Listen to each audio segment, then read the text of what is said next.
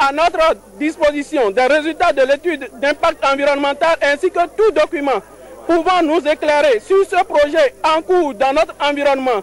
3. L'organisation sans délai des séances d'explication aux populations riveraines de la carrière de dragage sur les tenants et les aboutissants de cette opération. Après la lecture de cette motion de protestation, c'est le chef du quartier qui tentera de les apaiser. Toutefois, ces populations mettent en garde les autorités communales et celles du ministère des Mines contre les déconvenues de la non-satisfaction de ces 3 exigences précitées. Le feu a été destructeur hier au quartier Sainte-Cécile à Cotonou. Heureusement, aucune perte en vie humaine n'a été enregistrée. Néanmoins, 4 propriétés en bambou ont été totalement consumées. Les populations aidées par les sapeurs-pompiers ont pu maîtriser les flammes qui seraient parties d'un feu de cuisine mal éteint. Suivons à présent quelques témoignages. Et la scène s'est produite. J'étais au boulot lorsque ma femme m'a appelé. Donc je suis arrivé maintenant. Il y a toutes les choses qui sont dedans, c'est brûlé. Donc il n'y a rien arrêté là-bas maintenant. Je ne sais pas quoi faire tout ça. Là. À notre arrivée, il n'y avait pas quand même la flamme, mais les dégâts étaient très énormes. On a pu maîtriser le feu au moins d'une petite lance. Il y avait la population à qui on doit présenter tous nos remerciements. Bon, dans ce cas, on ne connaît jamais la cause. On a demandé, personne ne connaît la cause de l'incendie. L'origine du feu est venue d'une... Il semble que quelqu'un a préparé à la cuisine, ils n'ont pas pu éteindre réellement le feu. Donc certainement, comme les cadres étaient toutes les chambres étaient en bois. Ouais, donc certainement c'est ce qui a été à l'origine du feu. Ouais. De bonnes nouvelles pour les clients de la Société nationale des eaux du Bénin en attente d'être connectés au réseau de cette société. La SONEB vient en effet d'acquérir des tonnes de matériel de branchement et promet la satisfaction de ses clients dans les tout prochains jours. Je vous invite à suivre les explications du directeur central de l'exploitation de la SONEB. Il se prononce également sur les coupures d'eau observées depuis quelques jours. Il est au micro de Geoffroy Messan et Dine Tidjani. Pour compter déjà d'hier, nous avons reçu et mis à disposition un stock très important en matière de matériel de branchement. Nous savons que la plupart des clients ont payé depuis des mois et ces clients n'ont pas eu satisfaction. Nous nous sommes organisés. Quand on estime tous ceux qui ont payé, cela s'élève à moins de 4 000. Nous avons reçu du matériel pour près de 15 000. Nous avons mis à disposition environ 7 000. Donc nous avons assez de matériel. La seule chose, nous invitons la clientèle à la patience parce qu'il faut du temps pour exécuter progressivement ces branchements-là. Nous avons renforcé les équipes et la majorité des gens qui ont payé seront satisfaits. Ceux qui ont payé, ce n'est pas ordre de paiement que nous aurons à exécuter. Et je profite de cette occasion pour lancer un appel à la clientèle pour que elle ne se fasse pas escroquer par des prétendus démarcheurs, par des prétendus agents de la SONEB indélicats. Que cette clientèle sache que son tour arrivera. Vous allez constater que depuis quelques jours, il y a assez de désagréments dans l'alimentation en eau potable. Et cela s'explique par des grands travaux en cours d'exécution au niveau de nos 2 stations de pompage, que sont les stations que nous appelons communément Kodomé et celle de Vedoko. Au cours de ces travaux, il y a eu un incident. Il y a eu on l'appelle bâche, mais c'est un réservoir d'eau qui a reçu un coup. Et cela a désagrégé complètement le système de fonctionnement. C'est ça qui a justifié toute la semaine dernière le déficit d'eau de plus en plus accru. Déjà Cotonou avait déjà un problème de déficit d'eau. Nous avons aujourd'hui pour Cotonou pendant la période sèche un besoin d'environ 100 millions de litres d'eau, soit environ 100 000 mètres cubes jour. Or, tous les équipements que nous avons en place nous permettent de donner une production qui avoisine les 70 000 mètres cubes jour. Et c'est ces travaux que nous sommes en train de faire exécuter dans le cadre de ce projet qui devrait permettre d'atteindre les 85 000 voire 90 000 mètres cubes jour pour pouvoir régler ce problème de déficit. Pendant le déroulement de ces travaux, la population, la clientèle va subir quelques désagréments. Et je crois que nous en avons encore pour une dizaine de jours. Avant la fin de l'année, la population aura une nette amélioration au niveau de nos prestations. Cela permettra alors à chaque client d'avoir de l'eau en quantité suffisante et au bon moment. Les usagers de la voie passant devant le CEG Akpassa à Porte-Novo craignent pour leur sécurité et il y a de quoi. En début de semaine, un camion s'est renversé en pleine chaussée. Même si aucune perte en vie humaine n'est enregistrée, l'état de détérioration de la voie est très avancé et crée de graves préjudices aux populations. Bérénice Laoni pour le compte rendu. À quelques encablures du CEG Akpassa, dans le premier arrondissement de Porto-Novo, ce camion chargé de sacs de riz, immatriculé AF8869RB, qui n'a pu poursuivre son trajet. Toute sa marchandise ayant échoué devant cette concession.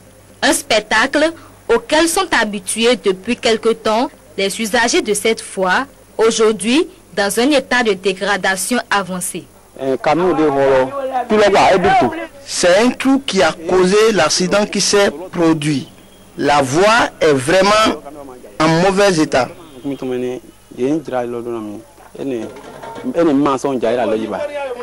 constat ce soir, je suis ici et le surveillant sont allés me voir pour me dire que c'est comme ça que heureusement que c'était à des heures où les enfants ne sont pas sortis de classe. Pour se rendre à la douane de Maria Tokpa pour le contrôle de leurs marchandises, c'est cette route passant devant le CEG Akpassa qu'empruntent les conducteurs de ces moyens de transport.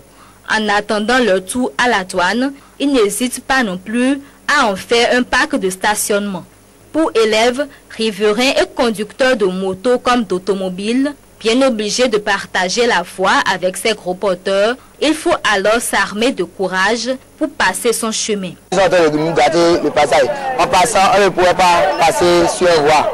Pour passer, on est en train de passer dans l'eau pour entrer dans l'autre station. Tout ça n'est pas bon. Depuis un bon moment, la voie est chaque fois bondée de gros camions, gros porteurs, alors qu'ils savent pertinemment que les enfants sont chaque fois sur la voie. On a tout dit, mais on ne répond pas à nos réactions. De plus en plus impraticable, cette voie du CEG Akpassa devient un véritable piège à hommes du fait des nombreux trous béants qui s'y trouvent. Les violons s'accordent pour reconnaître l'urgence de sa réfection et depuis un certain temps, des tasses sont perçues auprès de ces conducteurs de camions. Maintenant, ils ont augmenté, on a encore parlé de tickets de mairie. Bon, ils ont dit que pour la mairie, bon, de payer 2000. Maintenant, nous avons commencé par payer les 2000 francs. Bon, ils n'ont pas encore arrangé la voie. Et moi, je voulais voir les gens de la mairie pour dire que bon, s'ils n'arrangent pas la voie maintenant, leur ticket sera supprimé. Parce que c'est nous qui souffrons. Et ceux qui prennent là, c'est suffisant de mettre la voie praticable. Ça fait de cela un mois que la mairie a commencé à percevoir les tasses auprès des camionneurs. Nous avons déjà notre plan. Et ce qui est sûr, nous allons recharger la voie. Et vraiment faire le nécessaire pour que, surtout que nous avons un CG à côté. Donc, et il y a aussi la douane à côté qui aussi peut valablement contribuer à l'amélioration de la voie. Donc, ce qui est sûr, dans les semaines à venir, la voie va être réparée. C'est le souhait des riverains de cette voie qui ne savent plus à quel sein se vouer et qui craignent de plus en plus pour leur sécurité. Quelle est l'efficacité du développement au Bénin depuis la mise en œuvre de la déclaration de Paris? Le ministre de l'Économie et des Finances s'interroge et pour avoir la réponse, il a procédé hier au lancement de l'enquête 2011 de suivi de la déclaration de Paris sur l'efficacité de l'aide au développement. Christian Adanedjan, Clarisse Dassi. En 2005, L'ensemble de la communauté internationale s'est engagé à travers la déclaration de Paris à rendre plus efficace l'aide accordée aux pays en développement. 5 ans après son adoption et sa mise en œuvre, les partenaires techniques et financiers se retrouvent ici, à Cotonou, pour une enquête de suivi afin d'apprécier les progrès réalisés par le Bénin. L'adoption de la déclaration de Paris sur l'efficacité de l'aide ouvre un boulevard pour laisser le développement suivre son cours. Cependant, grandes et nombreuses sont les contraintes et défis qui continuent de jalonner ce boulevard on ne peut plus grand. C'est autant d'éléments qui motivent les évaluations périodiques comme celle que s'apprête à faire le Bénin pour permettre de rendre l'aide encore plus en adéquation avec les besoins et les priorités de développement.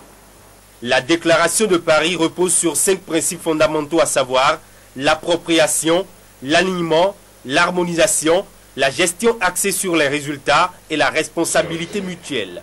Procédant à l'ouverture des travaux, le ministre de l'Économie et des Finances a notifié dans son allocution que le Bénin a connu des avancées notables après la mise en œuvre de ces principes. Après la mise en œuvre d'une stratégie de croissance pour la réduction de la pauvreté couvrant la période 2007-2009, la 3e génération de la SRP est en cours d'adoption.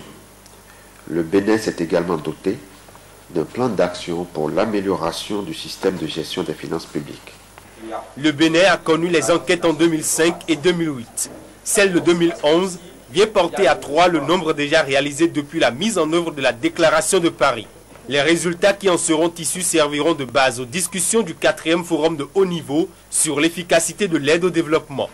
Un forum prévu pour se tenir en décembre 2011 à Busan, en Corée du Sud.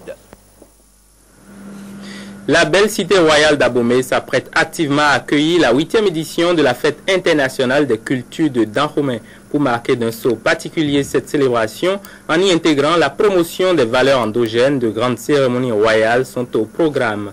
L'une d'elles, dénommée Djagandahi, s'est déroulée hier au palais royal d'Abomey, en présence du roi de Djalaïn Agoli Agbo. Laurent Kokou et des Rompévions suivis. Du 11 au 19 décembre 2010, Abomey sera le point de ralliement de milliers de festivaliers venus aussi bien de l'intérieur du pays que de la diaspora pour vivre les grands moments de la 8e édition de la fête internationale des cultures de Dahomey. Pour donner un cachet spécial à cette fête, la première depuis l'intronisation officielle du roi des Djalaï Agoli Agbo sur le trône des Rugbajavi, le conseil communal a décidé en parfaite symbiose avec la cour royale d'Abomey d'organiser une série de cérémonies sacrées en la mémoire des anciens rois du Dahomey. Les manifestations de ce jour, dénommées Djagandahi, ne sont donc que la première étape d'un ensemble de rituels qui déboucheront sur la grande cérémonie d'Andahi, prévue pour 2011 et dont la dernière en date remonte aux années 70. Nous avons estimé que toutes les vieilles cérémonies qui ne se faisaient plus dans le royaume, il est encore renoué avec ses habitudes, ses cultures. Et c'est en cela qu'il y a une cérémonie qu'on appelle Djagan. Tous les esprits des rois aujourd'hui ont été éveillés pour être prêts à recevoir les offrandes et bénédictions de leur peuple à travers le roi de Djalaïn Agoli Agbo, qui est le roi en exercice.